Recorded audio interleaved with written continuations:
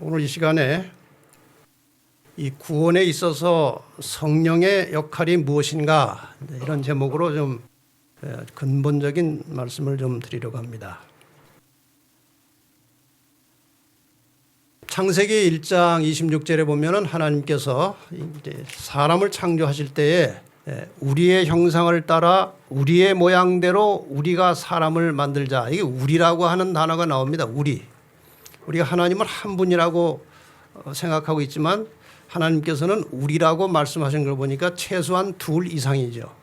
여기에 대하여 예수님께서 제자들에게 하신 말씀 가운데 마태복음 28장 19절에 그러므로 너희는 가서 모든 족속으로 제자를 삼아 아버지와 아들과 성령의 이름으로 침례를 주고, 여기 세 이름이 나옵니다. 아버지, 아들, 성령. 이 세 이름이 등장하는 성경 구절은 여러 곳에 많습니다. 근데 대표적인 성경 구절은 이것이기 때문에 창세기 1장에 말씀하신 하나님께서 우리라고 했을 때는 예수님께서 말씀하신 아버지와 아들과 성령, 이 세 분을 말씀하시는 것으로 우리는 믿고 있습니다. 이 삼위일체에 대해서 우리 본 교단이 이제 정리해 놓은 내용은 이것입니다. 성부, 성자, 성령 곧 함께 영원하신 세 신격의 통일체이신 한 하나님, 이게 상당히 중요한 말이에요. 세 신격의 통일체이신 한 하나님. 하나님은 한 분이시지만, 한 신이지만 세 분의 개체로 통일성 있게 존재하고 계신다, 그 말이에요.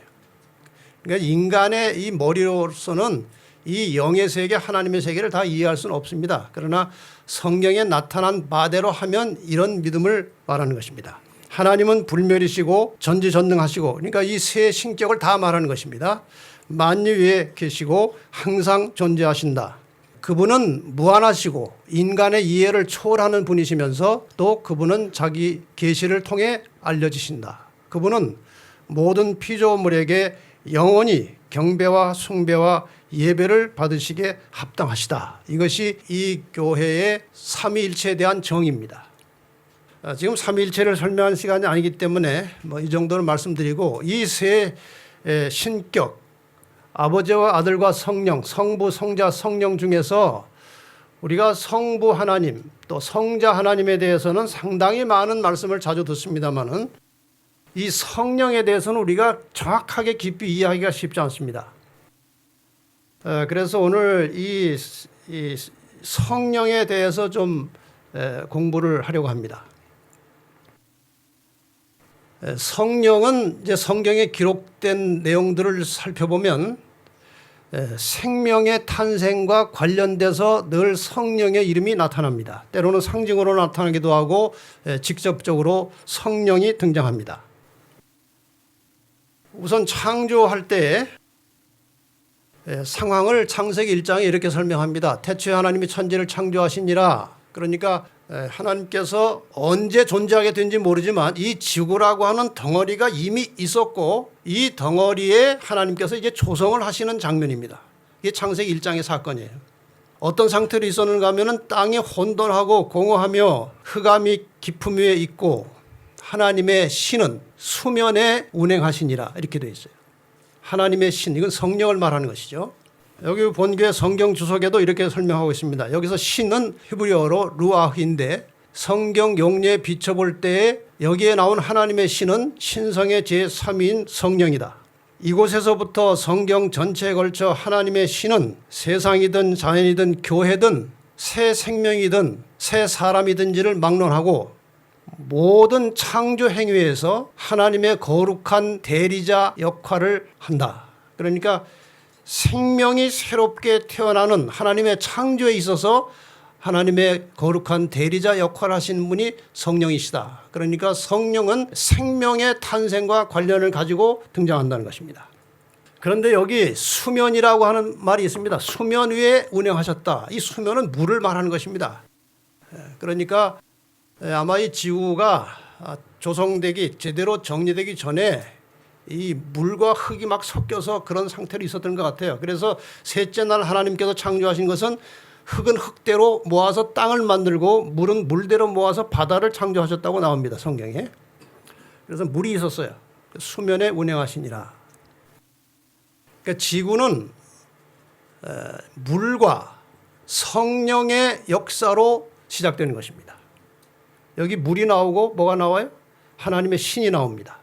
이걸 잘 주시해 보시기 바랍니다. 이 물과 성령에 관련된 또 하나의 사건은 여러분이 깊이 잘 모르시지만 이제 노아 홍수로 세상이 완전히 물에 잠겼습니다. 완전히 이 죄악 세상이 물에 잠겼어요. 물로 다 뒤덮였어요. 근데 이제 물에 뒤덮인 다음에 이 방주에 있던 노아가 이제 물이 계속 이제 홍수가 그치고 물이 점점 줄어드는데 아라랏 산에 이 배가 딱 멈췄어요.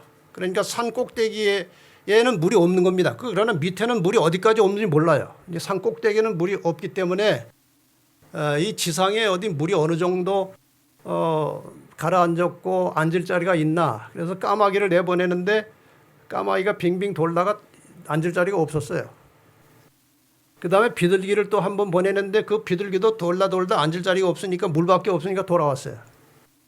일주일 만에 다시 비둘기를 내보냈습니다. 또 7일을 기다려 비둘기를 방주에 내놓음에 저녁 때 비둘기가 그에게 돌아왔는데 그 입에 감람새 잎사귀가 있는지라 이에 노아가 땅에 물이 감한 줄을 알았다. 이건 물론 실제적인 사건이지만 또 하나의 깊은 상징성이 있습니다. 여기 비둘기가 나오고 물이 나옵니다. 성경에서 비둘기가 뭘 상징합니까? 성령을 상징하는 새입니다. 그 다음에 뭐가 또 나오는가 하면 창세기 8장 1절에 보면 하나님이 노아와 그와 함께 방주에 있는 모든 들짐승과 육축을 건념하사 바람으로 땅 위에 불게 하심에 물이 감하였고.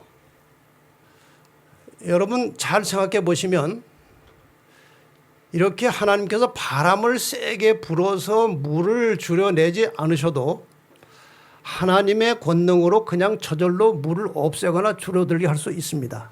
근데 여기 뭘 사용하셨어요?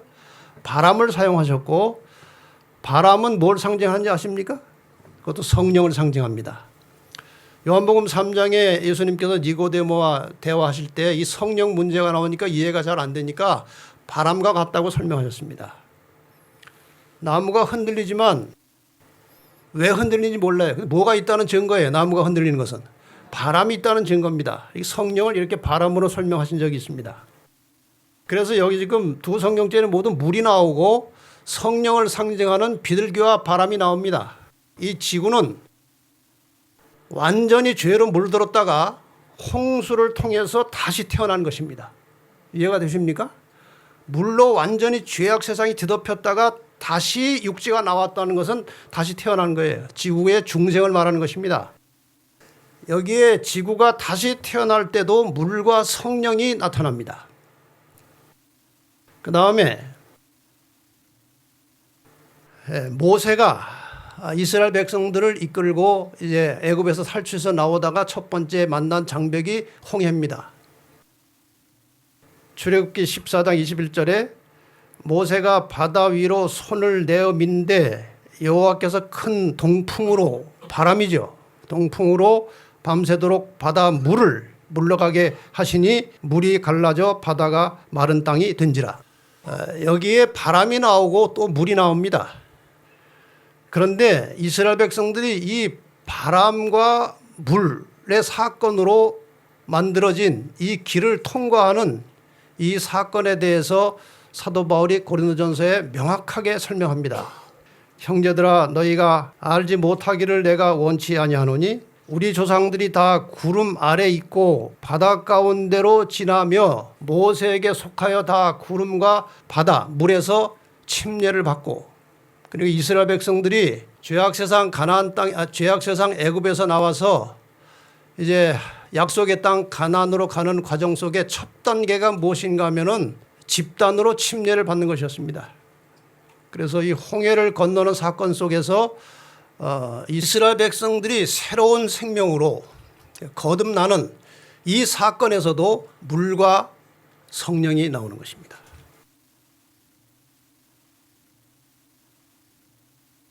그 다음에 예수님께서 이 땅에 인간의 몸을 빌려서 탄생하셨습니다. 마태복음 1장에 예수님께서 태어나시는 과정이 나오는데 그 모친 마리아가 요셉과 정혼하고 동거하기 전에 성령으로 잉태된 것이 나타났습니다. 이 사실을 천사가 마리아에게 알렸습니다. 이 사실을 안 요셉은 의로운 사람이기 때문에 어디 소문내지 않고 나쁜 사람 같으면 야, 이 여자가 결혼도 안 했는데 뭐 아기를 가졌다고 소문을 낼 텐데 이 요셉은 아주 점잖고 의로운 사람이기 때문에 이거를 드러내지 않고 조용히 그 여자와 헤어지려고 그런 것입니다. 근데 주의 사자가 현몽하여 가로되 다윗의 자손 요셉아 내 아내 데려오기를 무서워 말라. 저에게 잉태된 자는 무엇으로? 성령으로 된 것이라. 성령으로 된 것이라. 예수님께서 이 땅에 생명으로 태어나실 때에도 물이 있었습니까? 물. 여러분이 잘 아십니다. 태아는 양수에서 자라고 양수에서 나옵니다. 물에서 나옵니다. 사람은 죄 가운데서 잉태돼서 물에서 나옵니다. 여기 성령이 없어요. 죄 가운데 잉태돼서 그냥 물에서 나옵니다. 예수님은 성령으로 잉태돼서 물에서 나오셨습니다.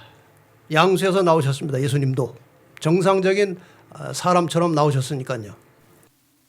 그러므로 예수님도 이 땅에 나오실 때에 물과 성령으로 나신 것입니다. 이해가 되십니까? 이렇게 모든 새로운 생명의 탄생에는 물과 성령이 있다는 겁니다. 그래서 죄인은 태어날 때에 성령의 역사가 없기 때문에 하나님의 소속된 자녀가 되려면 물과 성령으로 다시 나라고 예수님께서 말씀하시죠. 요한복음 3장에 나오는 이 니고데모와 예수님과의 대화는 굉장히 중요한 말씀이었습니다. 이 속에 인간이 구원을 받는 원리가 이 예수님과 니고데모의 대화 속에 다 상세하게 들어있었습니다. 여러분이 유명하게 잘 아시는 요한복음 3장 16절 하나님이 세상을 이처럼 사랑하사, 그것도 이 니고데모에게 하신 말씀이에요. 이 속에 많은 원리가 들어있었습니다. 이 대화 중의 핵심은 요한복음 3장 3절과 5절입니다. 사람이 거듭나지 아니하면 하나님 나라를 볼 수 없다. 다시 태어나라는 것입니다. 니고데모가 뭐 그런 뜻이 아닌 줄 알면서도 할 말이 없으니까 제가 이렇게 나이가 많은데 어떻게 그 모태에 다시 들어가서 나옵니까? 이렇게 어리석은 말을 했죠. 그때 예수님께서 정확하게 짚어서 말씀하셨습니다. 사람이 물과 성령으로 나지 아니하면 하나님 나라에 들어갈 수 없느니라. 여기는 정확하게 물과 성령으로 사람이 다시 태어나야 하는 것을 말씀하고 계십니다. 물과 성령의 역사입니다. 여러분, 개인적으로 나의 죄를 대신해서 십자가에 피 흘려 돌아가신 예수 그리스도가 그분이 나를 구원하는 구원자이시오 나의 구주이심을 믿으십니까? 확실하게 예수님이 나의 구주이심을 믿으십니까? 그 아멘이 진실이십니까? 아, 됐어요. 그럼. 네, 그럼 됐어요. 자, 여기 성경절 하나 봅시다. 고린도전서 12장 3절에 또 성령으로 아니하고는 예수를 주시라 할 수 없느니라고 말씀하셨고, 이것을 좀 더 쉽게 풀어 설명한 똑같은 성경절을 현대어 성경에 보면은 그리고 성령님의 도움 없이는 아무도 예수님을 주님이라고 말할 수 없습니다. 그랬어요. 지금 여러분이 예수님을 나의 구세주요 주님이라고 말할 수 있는 것은 누가 역사하신 겁니까? 성령께서 100% 역사하셨기 때문에 예수님을 구주라고 구세주라고 인정할 수 있는 것입니다. 그러므로 여러분이 예수를 나의 주님이라고 양심적으로 받고 인정한 상태에서 침례를 받으셨다면 그것은 물과 성령으로 거듭난 것입니다. 이렇게 해서 우리의 그리스도인의 삶이 시작된 것이죠. 자, 그러면 사람은 왜 다시 나야 하느냐 이거예요. 그냥 하나님이 적당히 알아서 해주시지 왜 다시 태어나야 되느냐에 대한 설명을 제가 성경절 가지고 좀 드리겠습니다. 뭐 이미 제가 오래전에 설명을 드렸었던 기억이 있습니다만은 늘 제가 드리는 말씀대로 다 잊어버리시니까 또 말씀을 드립니다. 여기 두 출생을 한번 생각해 보십시다. 예수님의 출생과 인간의 출생을 한번 생각해 보십시다. 예수님은 좀 전에 보신 대로 성령으로 태어나셨습니다. 물과 성령으로 태어나셨고, 태어나신 다음에 하나님의 아들이라 일컬음을 받게 되었고, 그래서 하나님을 아버지라고 부르셨습니다. 이 땅에 예수님이 계시는 동안에 인자로서 하나님을 아버지라고 부르셨습니다. 자, 인간은 어떻게 태어납니까? 죄악 중에 태어납니다. 죄악 속에 살아갑니다. 그러다가 어느 순간에 여러 경로를 통해서 예수 그리스도를 나의 주님으로 믿을 수 있는 믿음을 갖게 되었습니다. 그래서 그 믿음에 근거해서 침례를 받고 물과 성령으로 다시 태어납니다. 그러니까 세례 가지고는 안 된다는 게 바로 이 말씀이에요. 물 속에 들어가서 다시 올라와야 하는 것입니다. 그러니까 예수님께서 출생하실 때 성령으로 태어난 이 시점하고 우리가 예수 그리스도를 나의 구주로 영접하고 겸손한 마음으로 그분을 나의 주님으로 받아들이면서 물과 성령으로 다시 태어나는 이 시점이 같은 거예요. 그래서 이러한 과정 속에서 물과 성령으로 예수님처럼 성령으로 다시 태어남으로 우리는 하나님의 자녀가 되었고 우리도 하나님을 아버지라고 부르게 된 것입니다. 인정하십니까? 그럼 예수님도 하나님을 아버지라고 부르고 우리도 하나님을 아버지라고 부른다는 사실을 깊이 생각해 보셨습니까?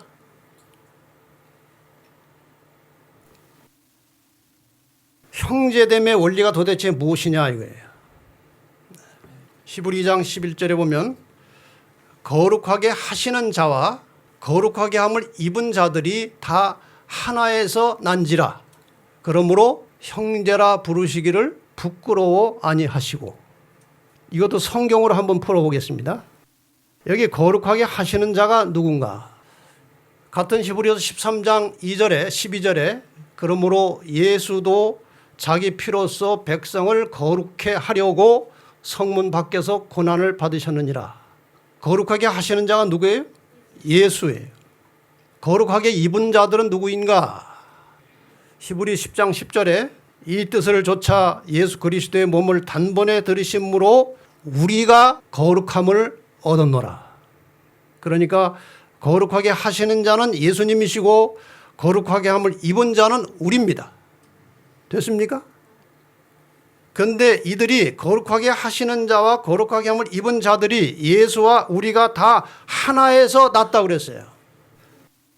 이 하나는 무엇입니까? 성령이십니다.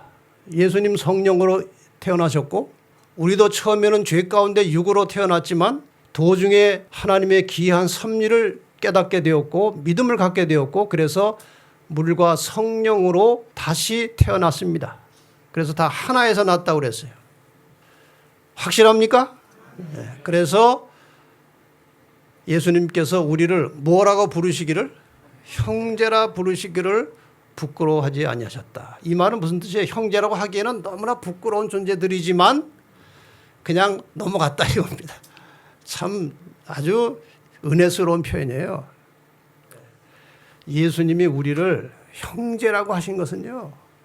이건 파격적인 은혜입니다. 그분이 우리의 형제가 되신 거예요. 그러면 우리가 살아가는 동안에 예수님의 형제로서 예수님의 체면을 좀 살려줘야죠. 그렇지 않습니까? 예수의 형제들이 어떻게 살아야 하는지 이 시간에 좀 생각을 해보십시다. 우리를 형제 취급해 주셨으면 그래도 형제처럼 흉내라도 내가면서 살아야 되지 않을까요? 예수의 형제들은 어떻게 살아야 하는가를 정답은 뻔합니다. 형님처럼 사는 것입니다. 예수님처럼 사는 거예요. 그래서 예수님이 어떻게 사셨는지를 먼저 잠깐 살펴보고 우리가 살아갈 길을 결론적으로 말씀을 드리려고 합니다. 예수님께서 침례받으시고 40일 금식하신 후에 사탄이 즉시로 나타나서 예수를 시험하는 것입니다. 너 배고프지? 네가 하나님의 아들이잖아. 여기 돌을 떡 만들어서 빨리 먹어봐. 마태복음 4장 4절에 예수께서 대답하여 가라사대 기록되었으되, 어디에? 성경에 기록되었으되 사람이 떡으로만 살 것이 아니요 하나님의 입으로 나오는 모든 말씀으로 살 것이라 하였느니라. 성경 말씀으로 물리치셨어요. 두 번째 시험 또 왔죠. 높은 데로 데리고 올라갔어요. 여기 뛰어내리면 천사들이 받들어서 다치지 않도록 할 것이 아니냐, 한번 해봐라. 예수님께서 이르시되 또 기록되었으되 주 너희 하나님을 시험치 말라 하였느니라. 또 기록되었으되 말씀하셨어요. 성경에 있는 대로 말씀하셨어요. 세 번째, 또 성전에 올라가서 온 천하 만국을 보여주면서 네가 이거 구하러 오지 않았느냐? 나한테 절 한번 하면은 이거 그냥 넘겨줄 테니까 고생할 필요 없어. 이렇게 또 시험했어요. 예수님께서 말씀하시되 사탄아 물러가라, 기록되었으되 주 너희 하나님께 경배하고 다만 그를 섬기라 하였느니라. 예수님은 모든 시험을 당할 때마다 기록된 말씀으로 이기셨습니다.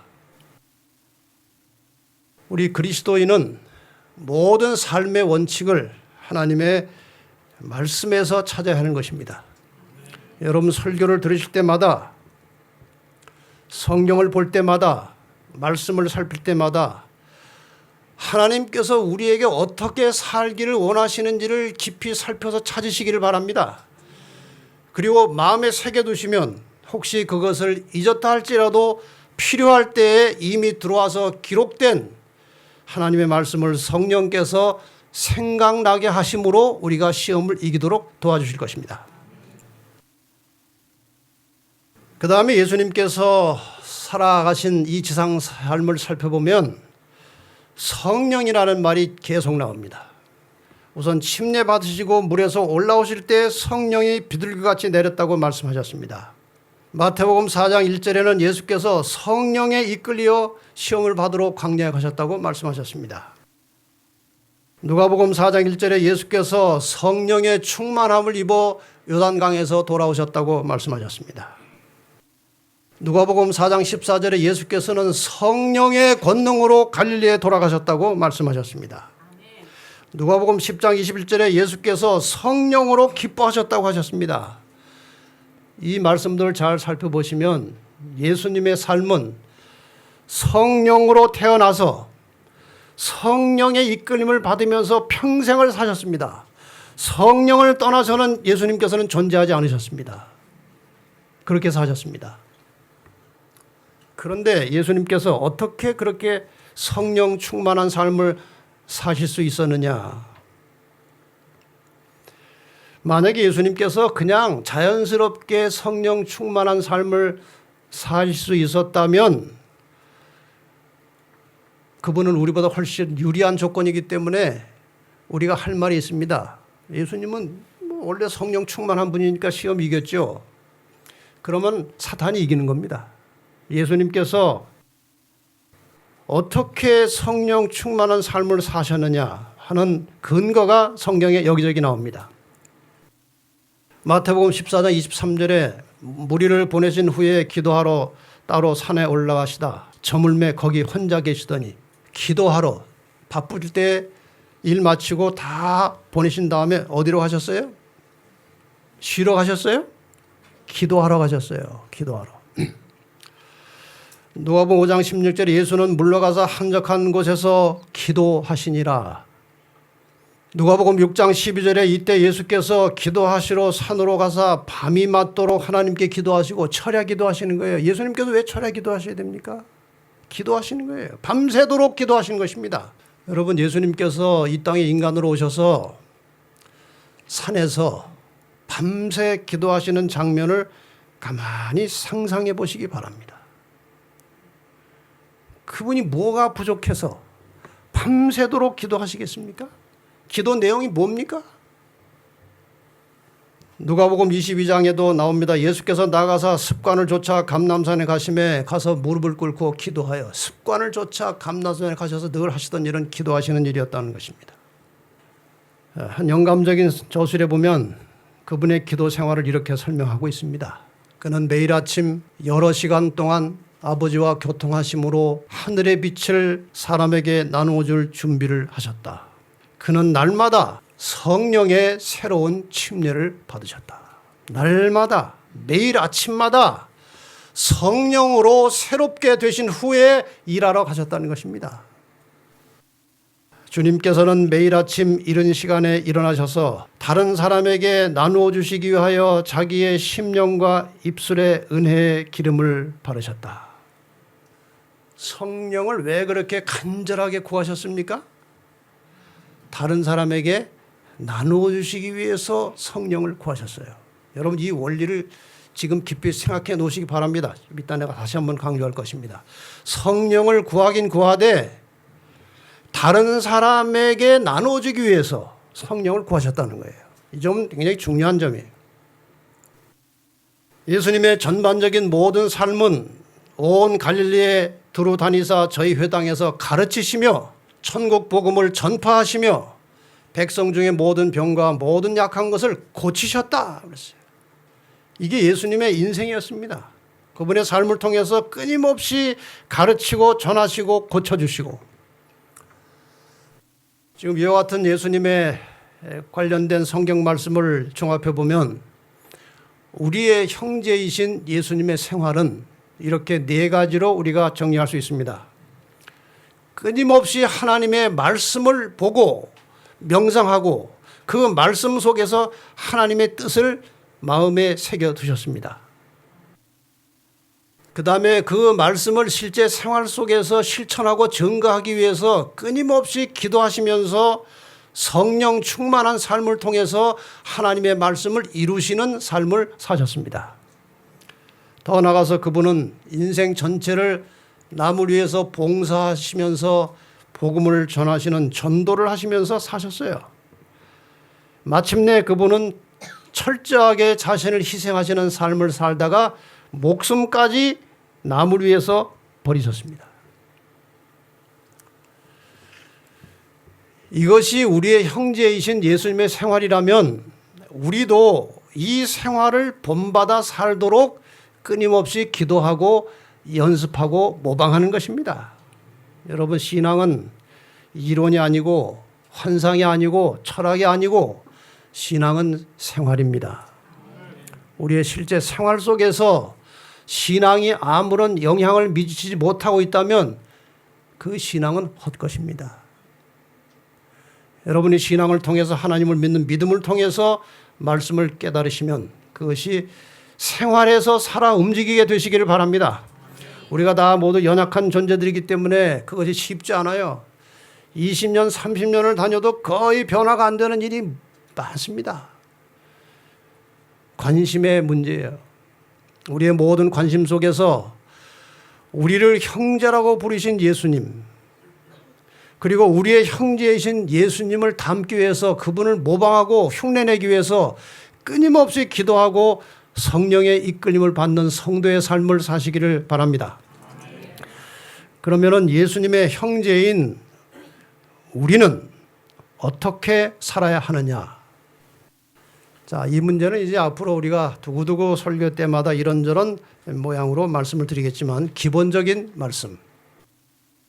로마서 7장에서 사도 바울은 자신의 이 심령에서 일어나는 실패하는 경험을 말합니다. 내가 선을 하고 싶은데 하나님 뜻대로 살고 싶은데 잘 안 된다고 고민하고 고백하고 하다가 로마서 8장에 들어가서 이제 됐구나 하면서 답을 주시는 말씀이 여기저기 나옵니다.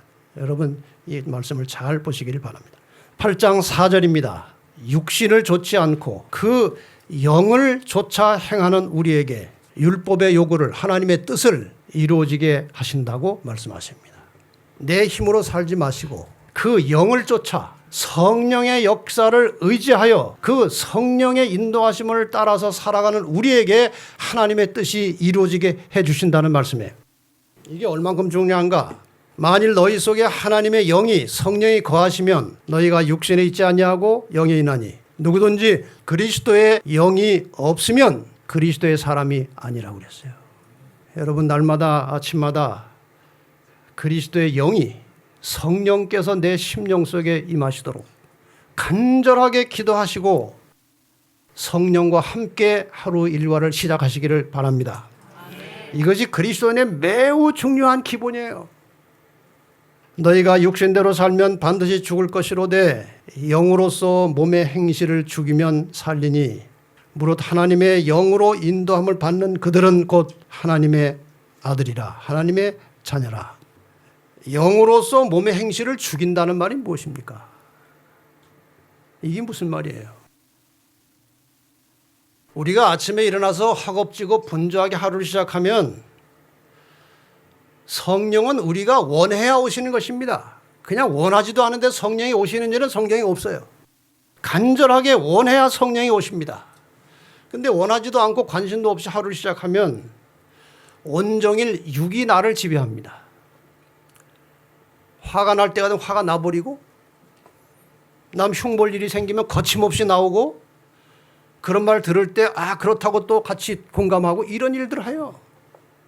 그런데 우리가 아침마다 일어나서 간절하게 기도하며 오늘 온종일 성령이 나에게 임하셔서 나의 인생을 인도해 주시기를 간구하면 오십니다. 성령이 우리에게 오십니다. 그리고 우리가 말할 때나 행동할 때 생각나게 해 주십니다. 나쁜 말을 하고 싶을 때 성령께서 자극하십니다. 그런 말은 하지 않는 것이 그리스도입니다. 이렇게 성령께서 우리의 삶을 지배해 주셔야 우리가 이길 수 있어요. 그러니까 이 성령의 인도를 따라 산다는 것은 그리스도인의 삶의 생명처럼 중요한 것입니다. 17절과 18절에 이런 말씀이 나옵니다. 자녀이면 예수님과 형제란 말이죠. 또한 후사, 곧 하나님의 후사요. 이 후사라는 말은 상속자라는 말입니다. 원문의 상속자. 하나님의 나라를 상속받을 권한이 있는 거예요. 하나님의 자녀이기 때문에 예수님께서 하늘의 나라를 유업으로 받으신 것처럼 우리도 예수님과 형제이기 때문에 당당하게 하나님의 가족으로서 예수님의 형제로서 하늘을 유업으로 받을 수 있는 권한이 있는 거예요. 후사 곧 하나님의 후사요. 그리스도와 함께한 후사니 예수 그리스도와 형제되기 때문에 같이 상속자라는 말이에요. 우리가 그와 함께 예수님과 함께 영광을 받기 위하여 장차 있을 일이죠. 고난도 이 땅에서 고난도 함께 받아야 될 것이니라. 영어로 그런 말이 유명하죠. No cross, no crown. 십자가 없이 면류관 없다는 거예요. 이 말은 이 땅에서 쉽게 되는 대로 살다가 영생에 들어간다. 그건 안 된다는 말입니다. 우리의 형제이신 예수님께서 무한한 고난과 시련과 고통을 이기시고 생명에 들어간 것처럼 그 형제인 우리도 운명은 똑같은 것입니다. 같은 상속자들이기 때문에. 그래서 이 땅에서 우리가 주의 이름으로 당하는 모든 고난을 달게 받으시고 성령의 도움으로 모든 삶의 단계마다 승리하시고 사시다가 이 고난을 극복하고 마침내 하늘나라를 상속받는 하나님의 상속자가 되는 것이 우리의 소원이 아니겠습니까? 현재 당하는 고난은 장차 우리에게 나타날 영광과 족지 비교할 수 없도다. 여러분, 여기서 아무리 힘들고 고생스러워도 우리가 구원받은 다음에는 하늘이 너무나 싸구나. 어떻게 내가 여기까지 왔을까? 그런 감동을 안 받을 수 없는 것입니다. 그러니까 장차 있을 영광을 생각하시고 현재 모든 고난을 믿음으로 극복하시고 승리하시게 되기를 바랍니다. 과연 어떻게 우리는 성령 충만한 삶을 살 수 있는가? 누가복음 11장에 보면은 예수님께서 역시 기도하고 나오시는데 제자들이 예수님, 우리도 예수님처럼 살고 싶은데 어떻게 기도하는지 가르쳐 주십시오. 예수님께서 주기도문을 잠깐 말씀하시더니 한 이야기를 하셨습니다. 너희 중에 누가 벗이 있는데 밤중에 이제 또 다른 여기 벗이 두 종류의 벗이에요. 하나는 이웃에 사는 벗이고 하나는 밤에 찾아온 벗이에요. 이웃에 누가 살았다. 그런데 밤에 누가 친구가 왔는데 떡이 떨어져서 떡을 좀 빌리러 옆에 사는 벗에게 갔다. 내 벗이요, 내 벗이 여행 중에 내게 왔으나 내게 먹을 것이 없노라 하면 저가 대답하여 이르되 나를 괴롭히지 말라. 이미 문이 닫혔고 아이들이 나와 함께 침소에 누웠으니 일어나 내게 줄 것이 없노라 하겠느냐. 친구가 밤에 와서 좀 출출하다고 먹을 것을 찾길래 옆집에 가서 이제 떡을 좀 빌리러 갔어요. 늦은 시간이지만. 근데 안에서는 그 문도 닫혔고 아이들이 다 누워서 지금 자려고 하는데 뭐라고 변명을 하는 겁니다. 떡이 없다는 말은 아니에요. 떡이 있긴 있는데 귀찮다는 거예요, 지금. 근데 계속 대문을 두드리는 것입니다. 그래서 이러다가는 잠을 못 자겠다. 그래가지고 귀찮지만 갖다 주는 것입니다. 내가 너에게 말하니 비록 벗 때문을 인하여서는 일어나 주지 아니할지라도 뭐 때문에? 그 강청함을 인하여 일어나 소용대로 주리라. 강청함을 인하여.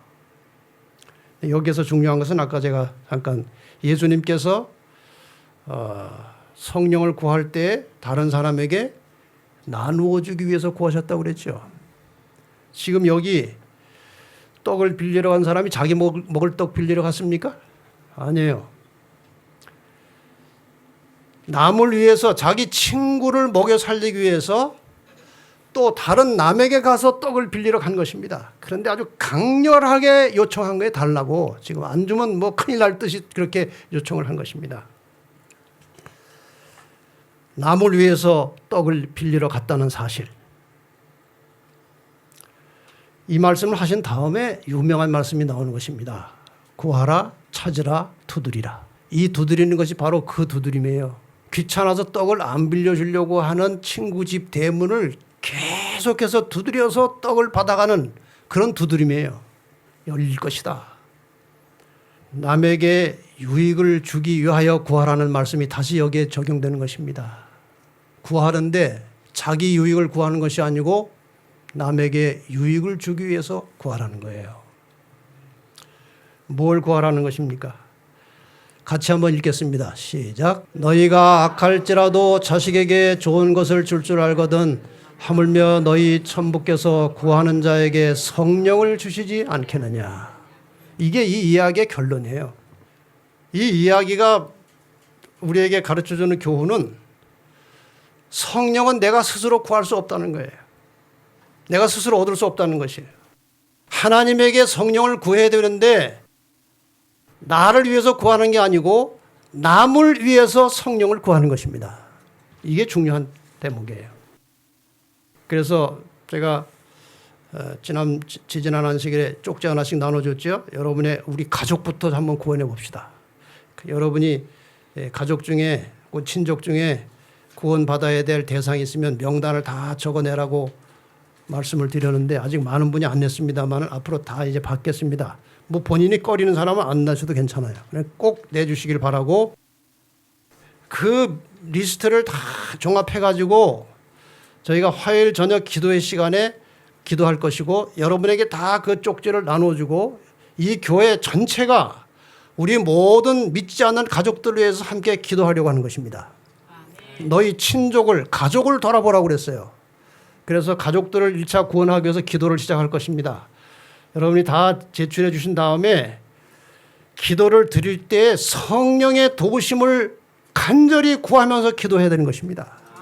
그냥 막연하게 우리 형님 구원해 주십시오. 우리 아들 구원해 주십시오가 아니고 이 아들을 구원해야 됩니다. 이 형제를 구원해야 되는데 성령의 능력이 필요합니다. 저에게 성령을 주십시오. 이런 열정이 필요한 거예요.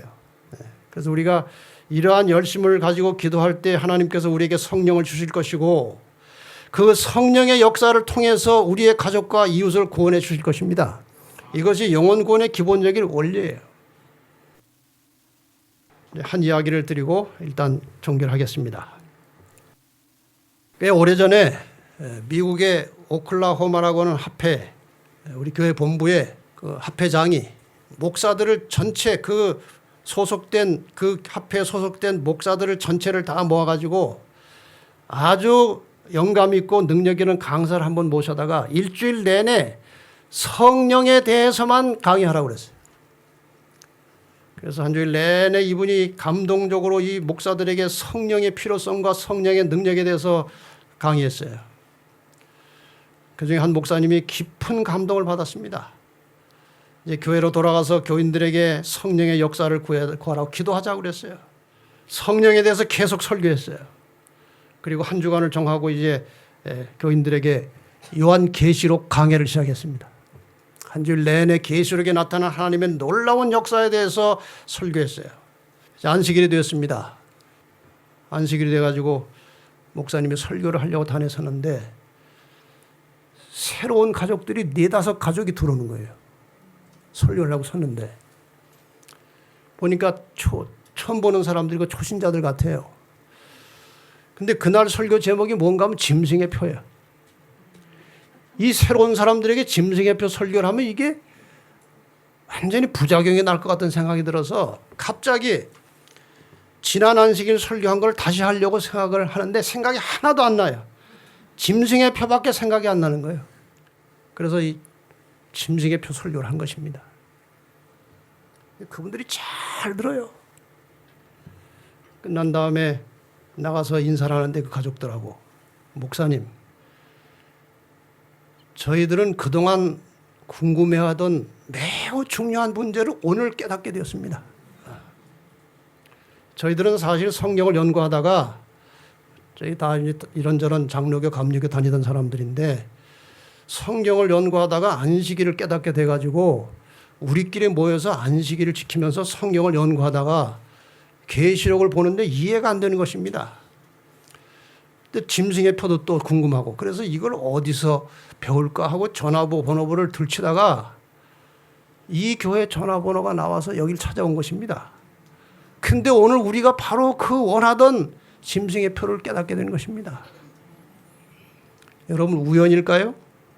성령께서 이 교회를 준비시키시고 성도들의 마음을 합쳐놓으시고 이 교회에 적응해서 함께 신앙할 수 있는 사람들을 저쪽에서 있는 사람들을 성령으로 이끄셔서 여기다 갖다 옮겨놓으신 거예요. 저는 이 역사가 오늘도 분명히 일어날 수 있다고 봅니다. 여기 진리의 뿔 교회 모든 성도들이 간절한 심령으로 영혼에 대한 관심을 가지고 그들을 위해서 간절하게 기도함으로 하나가 되면 하나님께서 준비된 영혼들을 이리로 보내주실 것입니다. 여러분 우리의 개인의 신앙이나 이 교회 모든 선교적 일은 전적으로 성령의 역사에 달려있음을 명심하시기를 바랍니다. 제가 다른 시간에 성령에 대해서 다시 한번 다른 말씀을 준비하고 있습니다. 그때 다시 더 말씀을 드리고 오늘 이 시간 여러분과 저는 매일의 생활 속에서 성령의 지도하심과 이끌림을 받는 영의 사람들이 되기로 결심하시기를 바랍니다. 그래서 이 교회가 성령이 충만한 교회, 어느 누가 와도 함께 그리스도인 삶을 즐겁게 할 수 있는 그런 교회가 되기를 바라면서 말씀을 마치겠습니다. 우리의 아버지 하나님, 육으로 죄로 태어났지만 물과 성령으로 다시 태어날 수 있는 귀한 은혜의 선물을 주셔서 감사합니다. 아버지, 이 시간 저희는 회개합니다. 성령으로 영으로 태어나서 육으로 살아가고 있습니다. 용서하여 주시옵소서. 성령으로 태어난 자는 성령으로 살 수밖에 없다는 이 진리를 잊어버리지 말게 하시고 우리의 모든 삶의 순간순간마다 기도하며 성령의 지도와 인도를 따라서 살아가는 영에 속한 사람들이 되게 하여 주시옵소서. 예수 그리스도의 이름으로 축원하옵나이다.